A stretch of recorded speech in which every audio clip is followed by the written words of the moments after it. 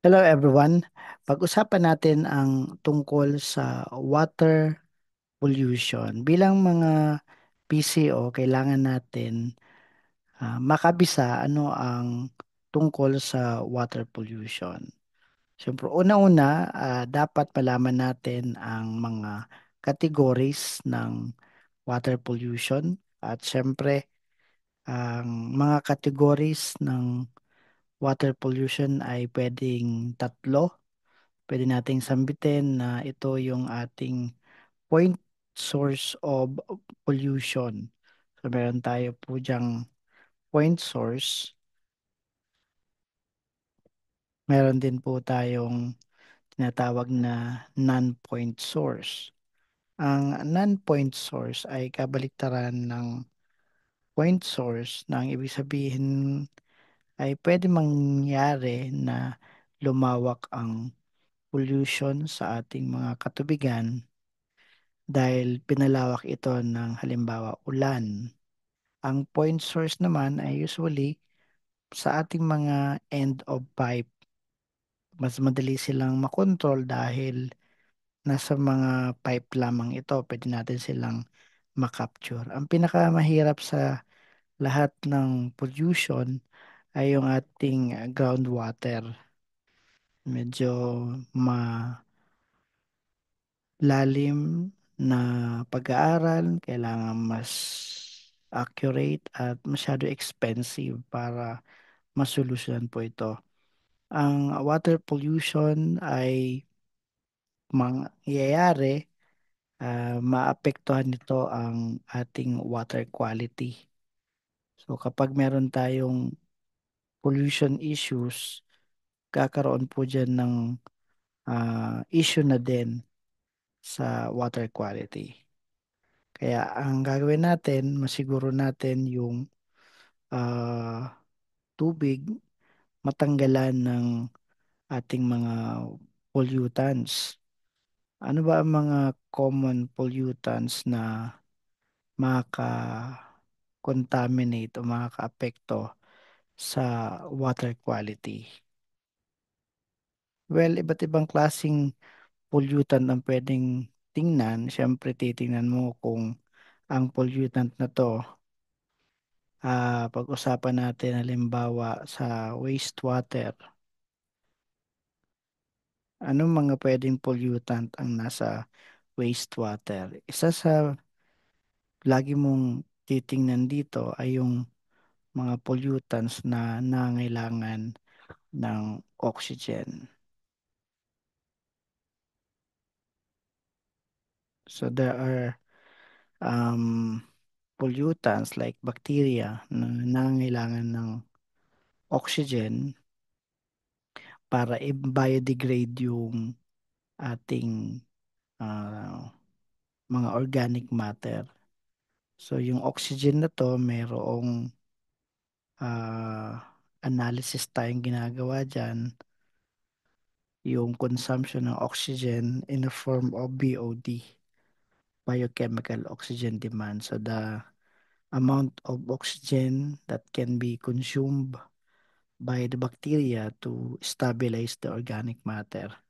At kapag masyadong mataas na yung consumption ng oxygen, nababawasan na yung ah, ability nito para mag-support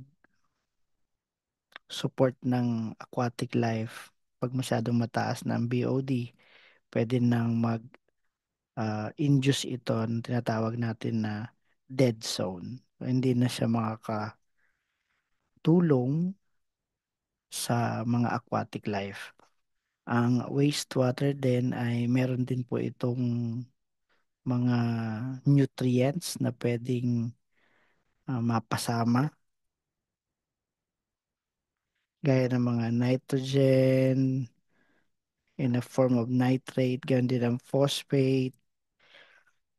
So may mga nutrients na magiging dahilan para mag-induce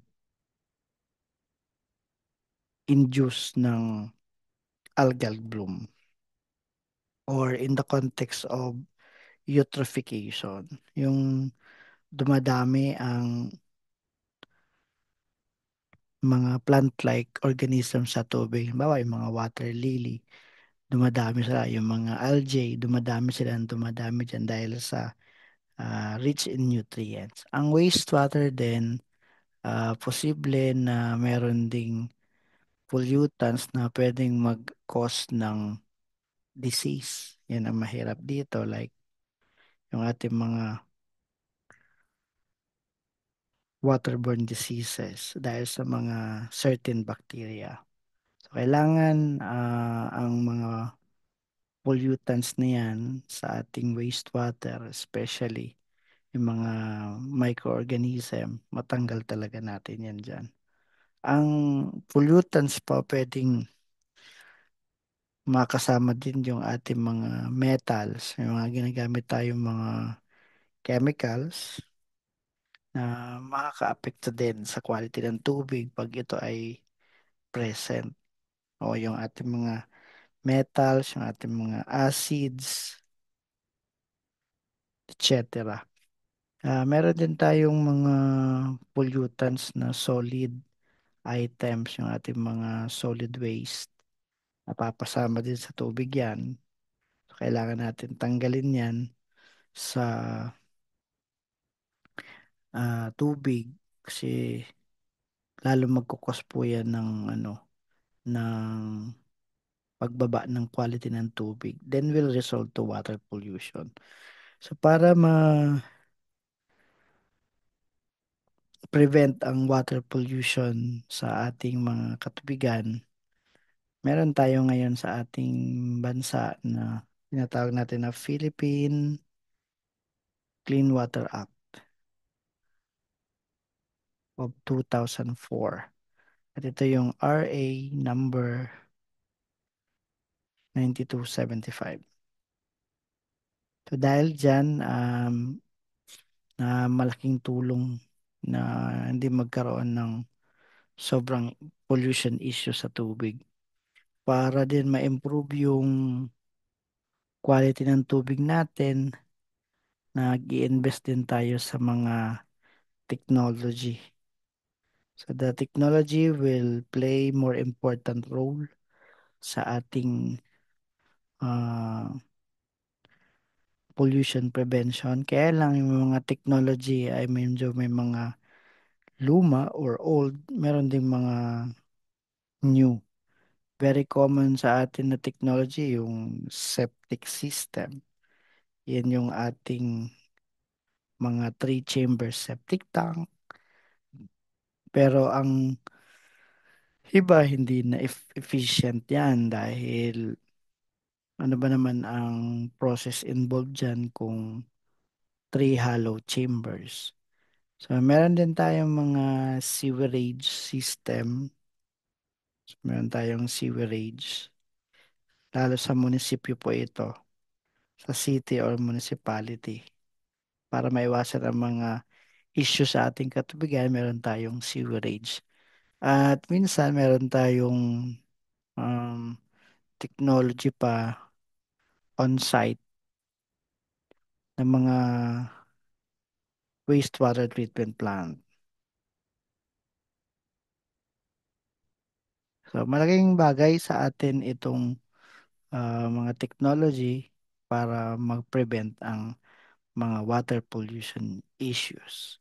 So yun lamang at I hope may natutunan tayo patungkol dito sa water pollution, ano yung categories at ano yung mga pollutants na involved at paano ma-improve ang water quality.